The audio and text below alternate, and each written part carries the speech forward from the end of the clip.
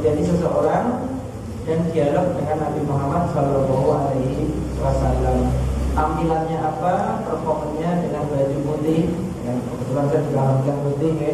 Baju putih, rambut hitam, terus bersih, tidak terlihat debu bekas perjalanan, dan dia duduk dekat Nabi Muhammad Shallallahu Alaihi Wasallam. Jadi kemarin kita ambil kesimpulan malaikat itu bisa menyerupai makhluk, menyerupai manusia, bisa menyerupai yang lain juga bisa. Jadi bisa orang Jawa menyebutnya mancolo putro, mancolo putri. Padahal yang namanya malaikat itu jenis kelaminnya apa?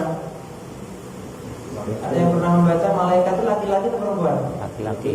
Malaikat itu tidak punya kelamin. Tapi dijelaskan rojulun, seorang pria. Nah, berarti dia telah menjelma sebagai seorang laki-laki. pria. Padahal dalam kalau di pesantren itu ada kitab namanya Aqidatul Awam, ada syairan syair-syair itu bicara tentang ini, tentang malaikat itu tidak punya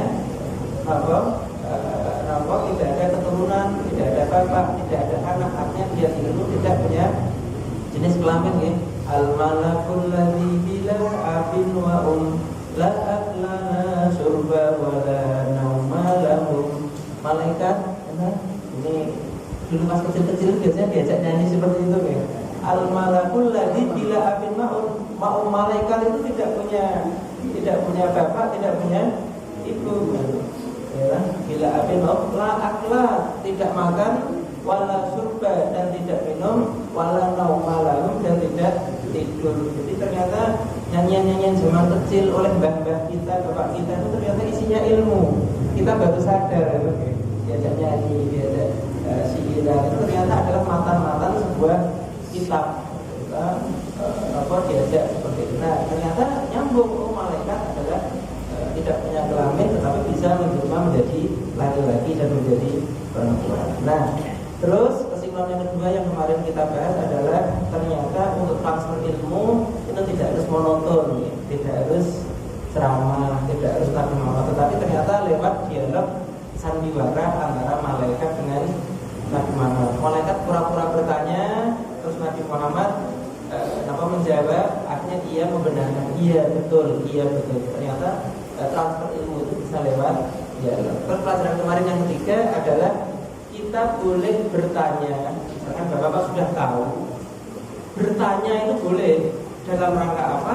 Barangkali ketika kami nanti menjawab itu barangkali ada yang belum tahu menjadi tahu. Tapi aku ngetes loh, ya, ngetes itu angel gitu jawabannya.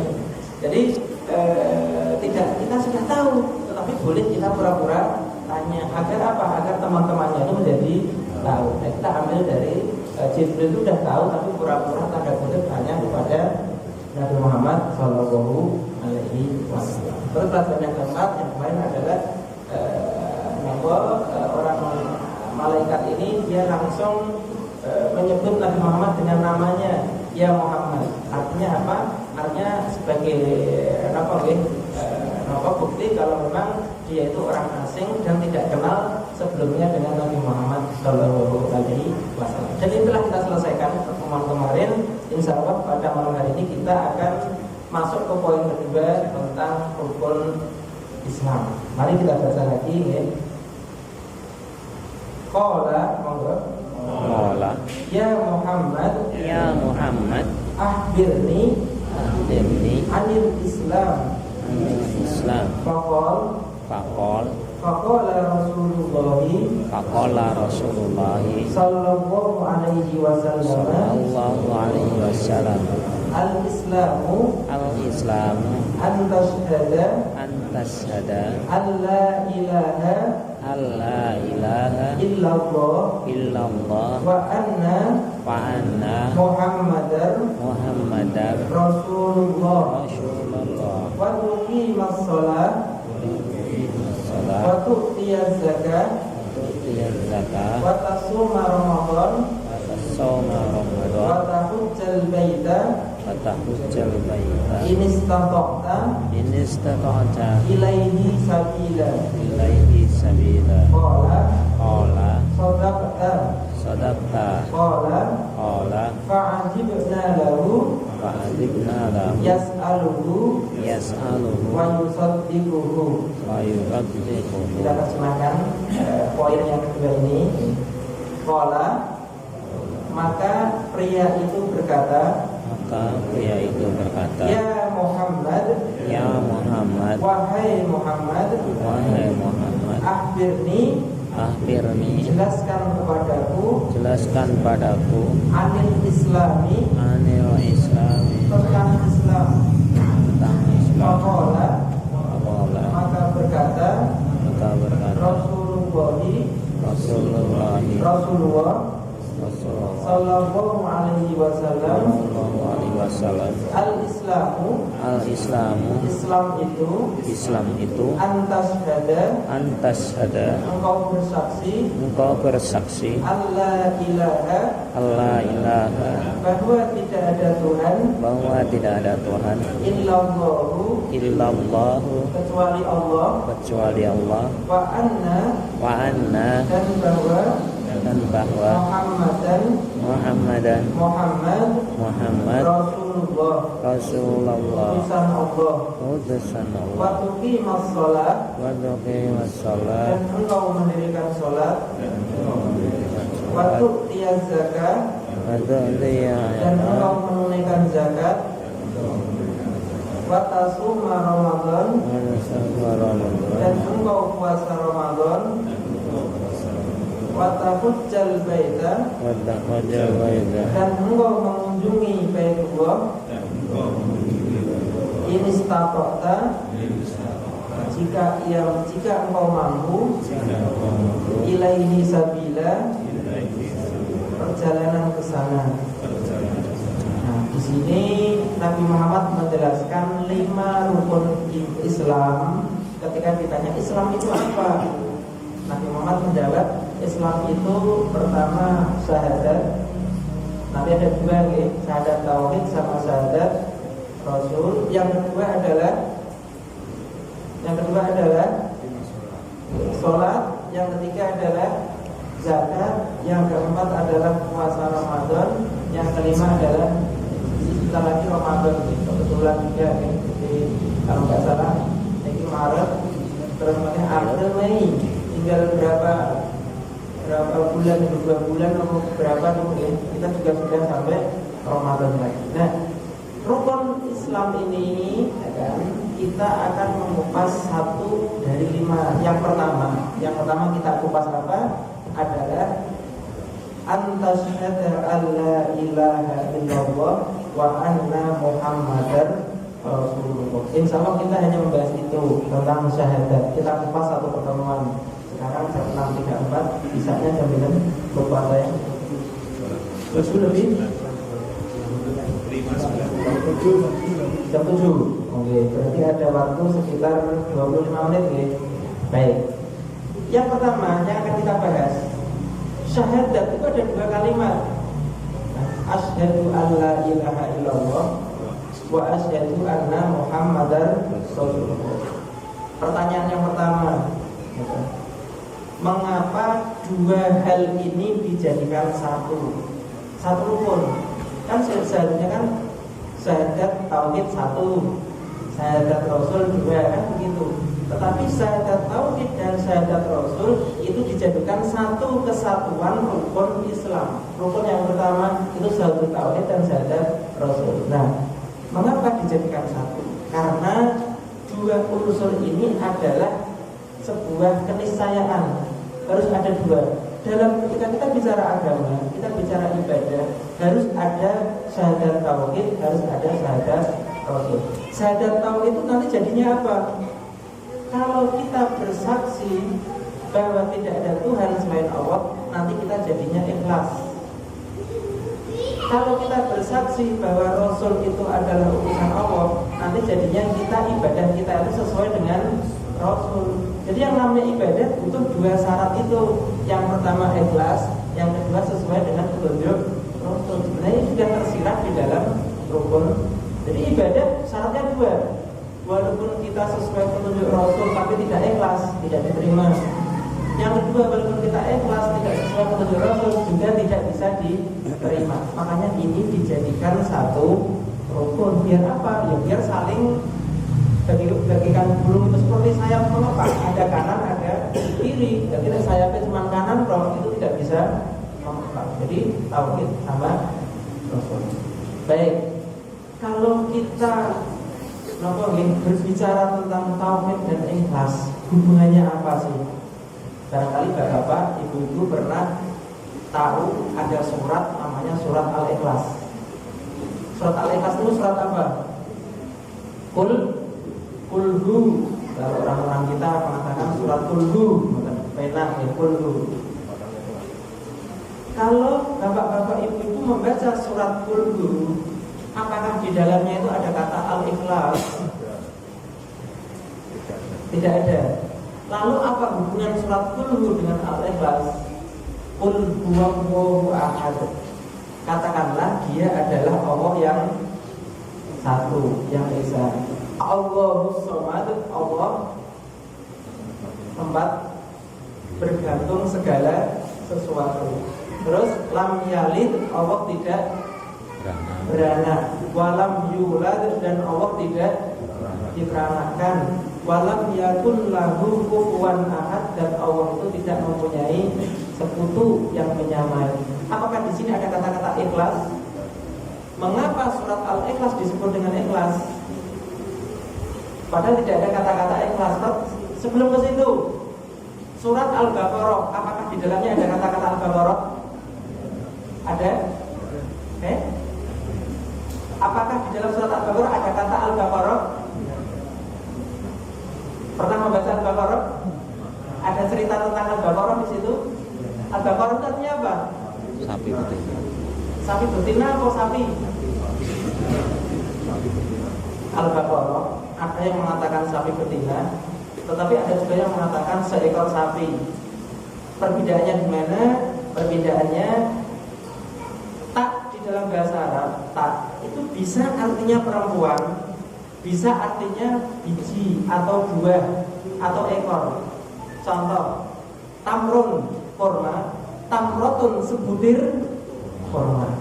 Begitu. Jadi kalau tak itu artinya butir.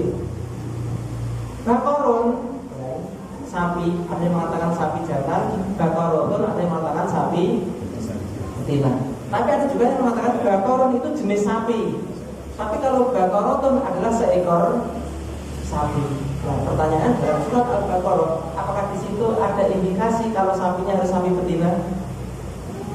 Nah, ini ada semacam perbedaan pendapat ya. Jadi Baqarah itu ada yang mengatakan sapi betina, tapi ada yang mengatakan seekor sapi. Karena tak di dalam bahasa Arab itu fungsinya memang dua, untuk menunjukkan jenis kelamin, yang kedua untuk menunjukkan jumlah. Jadi sebutir, seekor, sebiji gitu. Nah, kami ulangi, dalam surat Al-Baqarah apakah ada kata Baqarah? Kok ragu loh? Ya. Ya. Ada kan? Oke. Dalam surat Ali Imran apakah ada kata-kata Ali Imran? Kata-kata Imran? Ada. Ada ya? Ali itu keluarga, Imran itu Pak Imran. Kadang kita biasa sebagian masyarakat ada yang salah menyebut Al-Imran katanya. Al-Imran. Padahal antara Al-Imran dengan Ali Imran itu beda. Ali itu artinya keluarga. Allahumma sholli ala Muhammad, ada yang Sayyidina Muhammad wa ala Ali. Ali itu artinya adalah keluarga. Jadi mengapa surat Al-Ikhlas itu disebut ikhlas? Padahal tidak ada kata-kata ikhlas di situ. Karena di situ ada pengisaan Allah. Nah, ikhlas itu secara bahasa artinya apa? Artinya adalah murni. Ini bapak-bapak, ibu-ibu, ada bahasa Arab.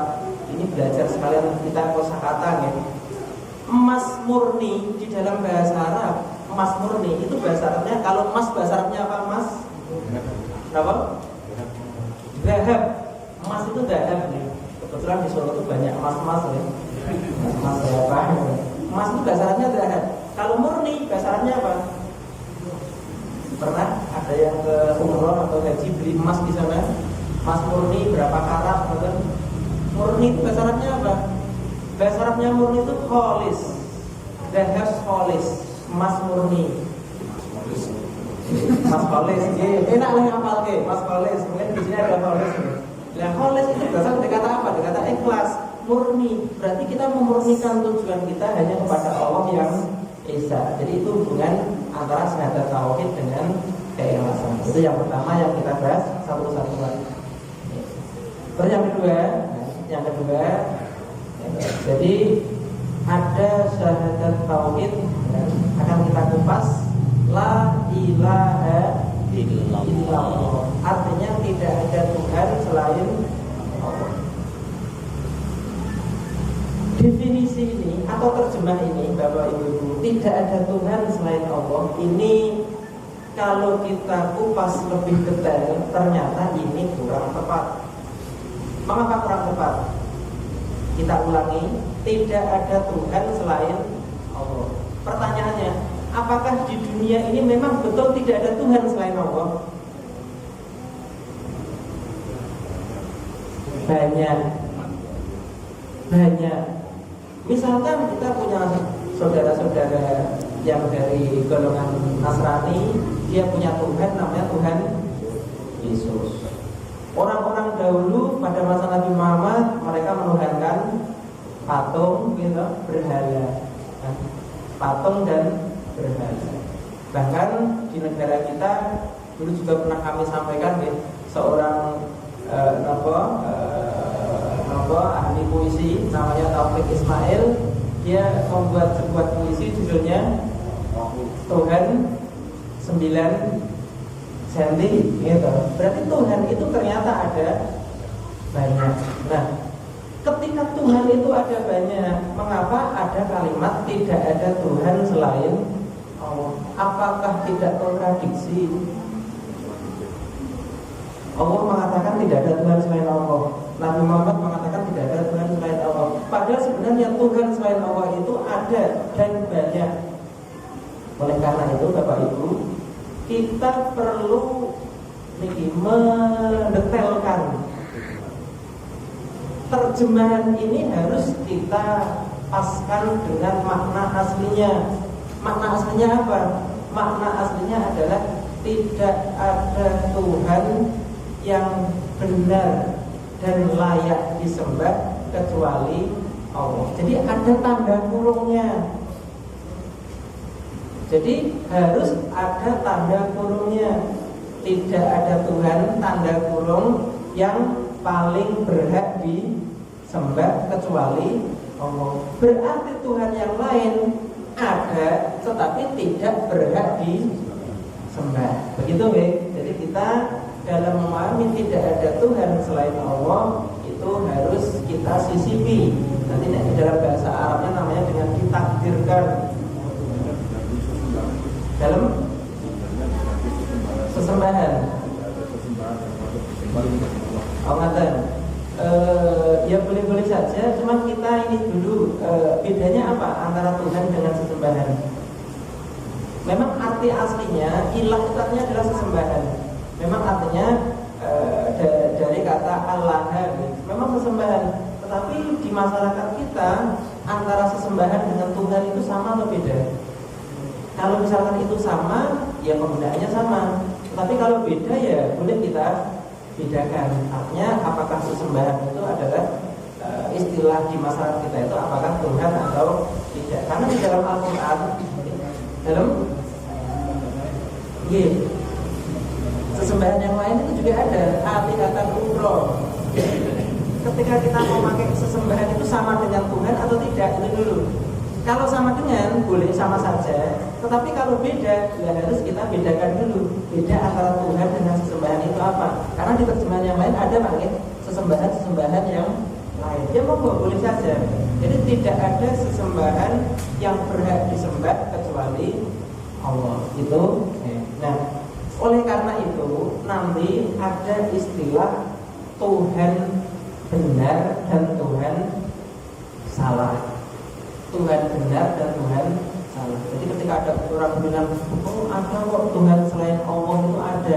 Iya, tetapi itu adalah Tuhan yang salah, gitu.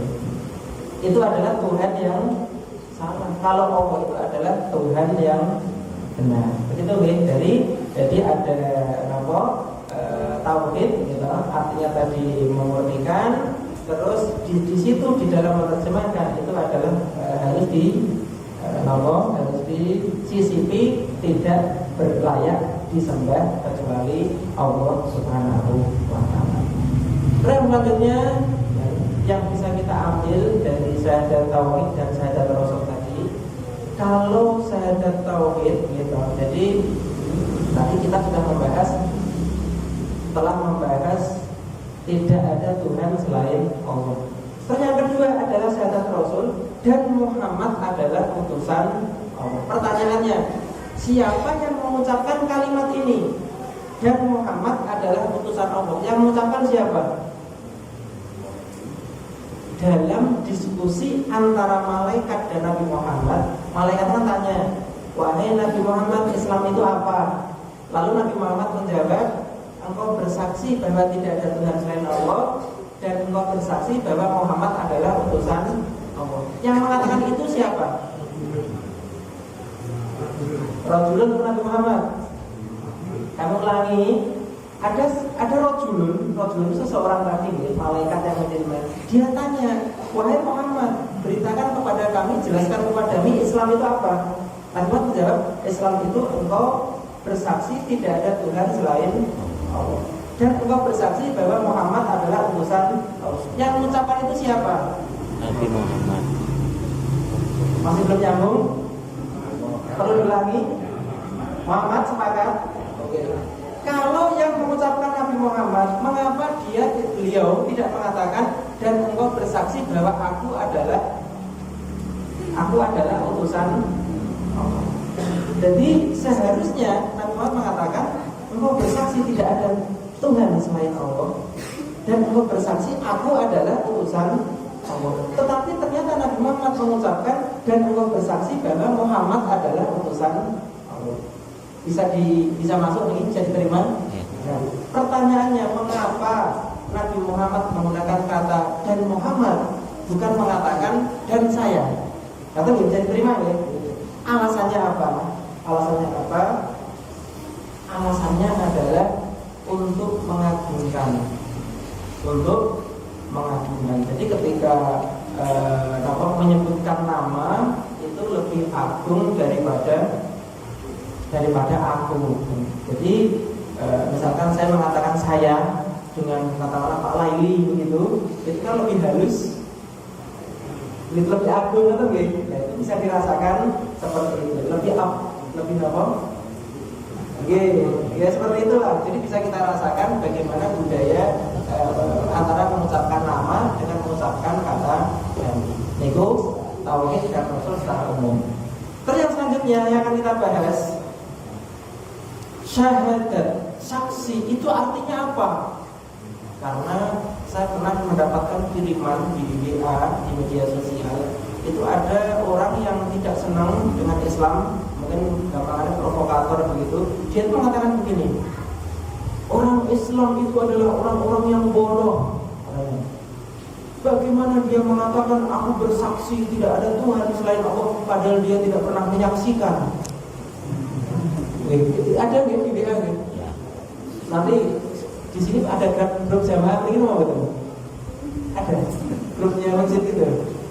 Bagaimana orang Islam itu bersaksi kalau Nabi Muhammad utusan Allah, tapi dia tidak pernah menyaksikan Nabi Muhammad? Itu adalah pembodohan yang paling bodoh katanya. Kalau bapak ketemu dengan orang itu dan diajak diskusi, dengan jawabnya bagaimana? Pernahkah bapak-bapak menyaksikan Allah? Pernahkah bapak-bapak melihat Allah? Pernahkah bapak ibu melihat Rasulullah? Pernahkah bapak ibu bersaksi kalau tidak ada Tuhan selain Allah? Lalu apa kata saksi di sini? Saya bersaksi. Bukankah saksi artinya adalah menyaksikan pertandingan sepak bola antara Manchester United dengan Arsenal misalkan. Menyaksikan itu melihat atau bukan? Nah, pernahkah bapak melihat Allah? Belum. Tetapi mengapa bapak ibu bersaksi kalau tidak ada Tuhan selain Allah? Jawabannya bagaimana?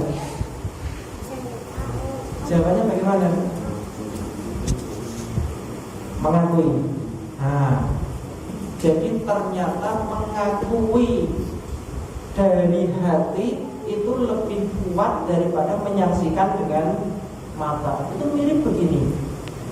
Pernah ada orang-orang yang tidak, ini kayak liberal gitu saja bahasa mudanya, itu dia mengatakan gini, bagaimana mungkin ada hadis bisa sampai kepada kita dengan redaksi yang benar, padahal zaman dahulu belum ada kertas, belum ada pencetakan, belum ada kitab. Jadi pasti ada salahnya. Nah, ternyata mereka yang mengatakan itu dia salah sangka. Mereka mengira tulisan itu lebih kuat daripada hafalan. Nah, padahal yang menjadi level nomor 1 transfer hadis, transfer Al-Quran itu adalah hafalan. Jadi mereka salah sangka. Termasuk yang kami sampaikan di sini, dia salah sangka kalau persaksian mata itu lebih kuat daripada persaksian hati. Makanya yang namanya syahadat itu adalah keyakinan persaksian hati yang disampaikan lewat lisan. Itulah syahadat. Jadi orang buta bisa bersyahadat. Yang penting hatinya yakin, terus lidahnya menyampaikan. Bagaimana dengan orang bisu? Kan syahadat tadi kan syaratnya keyakinan hati kita sampaikan dengan lisan. Bagaimana dengan orang yang bisu? Apakah dia bisa diterima syahadatnya? Kan dia tidak bisa menyampaikan dengan lisan. Apakah bisa diterima? Hatinya yakin, tetapi karena ada udzur dia tidak bisa menyampaikan, bisa diterima. Terus bagaimana dengan syahadatnya orang munafik? Apakah bisa diterima? Orang munafik kan juga mengucapkan syahadat. Mereka juga melakukan sholat, mereka juga berpuasa. Apakah syahadatnya diterima? Syahadat orang munafik tidak diterima karena tidak berangkat dari hati, hanya ada di lisan. Oke. Yang selanjutnya yang akan kita bahas tentang syahadat ini. Kalau ada orang kafir mengucapkan syahadat, apakah dia serta-merta masuk Islam atau tidak? Kan kita tadi mengatakan syarat pintu gerbang masuk agama Islam itu adalah 2 kalimat syahadat. Apakah ketika ada orang kafir dia mengucapkan kalimat syahadat, apakah dia serta-merta masuk Islam? Kenapa? Tidak. Ternyata orang kafir yang mengucapkan kalimat syahadat itu serta-merta masuk ke dalam agama Islam. Jadi dasarnya syahadat. Makanya kadang orang itu kadang menganggap remeh ucapan gitu. Apa sih banyak ucapan saja kok. Kadang kan misalkan nanti biasanya di bulan-bulan Desember nanti akan ada polemik hukum mengucapkan selamat Natal. Apa sih ruginya? Apa sih negatifnya kita itu hanya mengucapkan selamat hari Natal? Ternyata dalam agama kita yang namanya ucapan itu sangat luar biasa. Orang nikah jadi halal itu juga karena ucapan. Misalkan ada laki-laki perempuan hubungan tanpa ada ucapan ijab qabul, itu kan dosa. Tetapi ketika ada ijab qabul itu menjadi pahala. Jadi ijab qabul itu juga ucapan nih.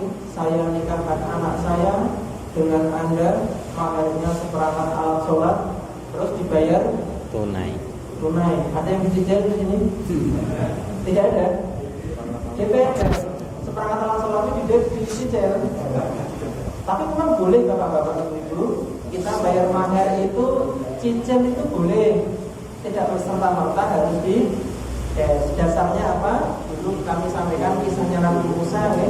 Nabi Musa itu dinikahkan dengan putrinya siapa? Su'aib kalau nggak salah. Itu maharnya disuruh untuk menggembalakan kambing selama berapa tahun itu ayatnya? Samania yang hijat ya, 8 tahun atau kalau mau 10 tahun.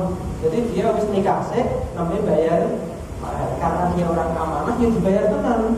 Nah, dia berusia selama 8 tahun, 10 tahun. Jadi kembali yang syahadatnya orang kafir itu langsung serta-merta dia masuk Islam. Apapun motifnya. Biasanya ini ada sebuah kisah. Zaman dulu ada seorang sahabat namanya Usamah bin Zaid. Usamah bin Laden mirip, tapi ini beda binnya, bin Zaid. Usamah bin Zaid itu pernah berhadapan dengan orang musyrik, dan orang musyrik itu kalah. Dia takut ingin dibunuh oleh Usamah. Akhirnya dia mengucapkan kalimat syahadat la ilaha illallah Muhammadur Rasulullah. Usamah menyangka dia itu jangan-jangan kamu mengucapkan syahadat hanya takut karena mau saya bunuh. Begitu engkau mengucapkan kalimat syahadat, kan saya tidak boleh membunuh engkau. Dasarnya kita membunuh orang itu hatta yaqul la ilaha illallah Muhammadur Rasulullah. Karena etok-etok materi sisan salah dewe etok-etok kan begitu. Nah, akhirnya dia berita ini terdengar di telinga Nabi Muhammad SAW, dan Usamah ini dipanggil. Baik Usamah, betulkah engkau membunuh orang yang telah mengucapkan la ilaha illallah Muhammadur Rasulullah? Apa kata Usamah? Dia etok-etok Nabi. Dia mengucapkan hanya takut saya bunuh. Akhirnya dia etok. Nabi Muhammad, wahai Usamah, apakah engkau membunuh orang yang mengucapkan kalimat la ilaha illallah Muhammadur Rasulullah? Diulang-ulang. Ya Allah Usamah, kalau mateni wong sing mengucapkan la ilaha illallah Muhammadur Rasulullah. Artinya apa? Kalau ada orang sudah mengucapkan itu, berarti otomatis dia itu sudah masuk ke dalam agama Islam. Begitu ya tentang arti penting dari kalimat syahadat.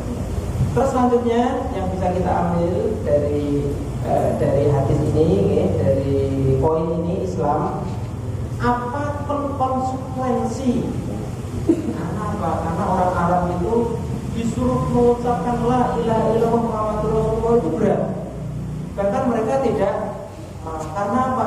Karena di dalam kalimat ini ada konsekuensi yang harus kita lakukan. Jadi artinya apa? Syahadat kita itu ternyata harus ada indikator-indikator yang membenarkan kita itu syahadatnya adalah itu. Misalkan tadi syahadat tauhid, indikatornya apa? Indikatornya kita ibadahnya ikhlas karena Allah. Itu indikator syahadat tauhid. Terus indikator syahadat Rasul, kalau kita memang betul-betul bersaksi bahwa Rasul itu adalah utusan Allah, nanti indikasinya apa, konsekuensinya apa. Nah ini yang pertama apa itu? Kalau kita memang mengakui bahwa Nabi Muhammad itu adalah utusan Allah, berarti kita harus percaya apa yang beliau sampaikan. Nyuwun sewu, di daerah kami banyak beredar paham menolak hadis, dan ini ternyata pengikutnya berkembang. Saya punya tetangga, dia pakai kalung emas. Karena apa? Kata gurunya, emas itu tidak ada di dalam Al-Quran. Bahkan Al-Quran itu malah membolehkan orang itu memakai perhiasan. Misalkan Qul man harrama zinatallahi, barang siapa yang mengatakan mengharamkan perhiasan Allah. Bahkan setiap kita masuk ke masjid ada ayat khudhu zinatakum inda kulli masjid. Al-Quran itu menyanjung perhiasan. Mengapa Nabi Muhammad kok malah mengharamkan emas? Padahal emas itu adalah perhiasan. Jadi beliau, kami tidak sebut namanya karena ini ayat hanya sekadar pelajaran saja. Beliau itu sengaja memakai emas agar apa? Agar orang-orang bertanya, loh Pak, jangan orang lanang kok nganggo perhiasan emas? Lah memang perhiasan emas enggak boleh. Dasarnya apa? Hadis Nabi Muhammad begini-begini. Lah kalau hadis bertentangan dengan Al-Quran, Al-Quran itu boleh, berarti yang kita terima adalah Al-Quran. Jadi beliau tidak meyakini kalau emas itu adalah haram. Kan seperti itu. Nah seharusnya kalau memang kita sudah ada nih, Kalau memang kita itu bersyahadat tauhid, berarti kita harus mau menerima apa yang disampaikan oleh Nabi Muhammad Shallallahu Alaihi Wasallam. Karena yang beliau sampaikan itu adalah wahyu, kan begitu ya. Jadi kita harus menerima. Nah, di antaranya karena sudah ada nanti poin-poinnya, kita mendahulukan ucapan Nabi dari ucapan orang lain. Kadang orang itu sedikit-sedikit mengutip pernyataan orang-orang besar. Misalkan the wisdom of siapa. Jadi menyampaikan tokoh-tokoh ini berkata. Padahal Nabi Muhammad juga punya perkataan yang sama dengan apa yang dia ucapkan. Kadang dia perjuangkan gitu. Jadi perkataan misalkan Andri Wongso berkata, atau misalkan Steve Jobs, atau siapa itu, the wisdom of Steve Jobs berkata. Jadi lebih mendahulukan orang lain daripada Nabi Muhammad. Padahal yang namanya orang Eropa sendiri pernah menulis buku ada 100 orang yang paling berpengaruh, itu beliau menempatkan Nabi Muhammad itu di urutan pertama. Kalau nggak salah pengarangnya Michael siapa itu judulnya 100 orang yang berpengaruh. Beliau tidak berani menempatkan Nabi Muhammad di nomor 2, tetap beliau menempatkan di nomor pertama. Untuk itu kita sebagai orang yang bersyahadat Rasul, mari kita dahulukan Nabi Muhammad daripada ucapan orang lain. Barangkali itu insya Allah bersambung nanti tentang syahadat tauhid dan Rasul, dan nanti jika waktunya besok masih kita sambung ke poin yang ketiga, poin yang kedua, yaitu kita mendirikan sholat, dan kita ambil ringkas-ringkas saja karena ini jarang dibahas, makanya ini kami sampaikan agak dalam. Untuk sholat, untuk zakat, untuk puasa itu nanti ranahnya fikih tidak perlu kita panjang. Barangkali itu kurang lebihnya mohon maaf karena sudah ada bisa aku lupa lihada. Wassalamualaikum warahmatullahi wabarakatuh.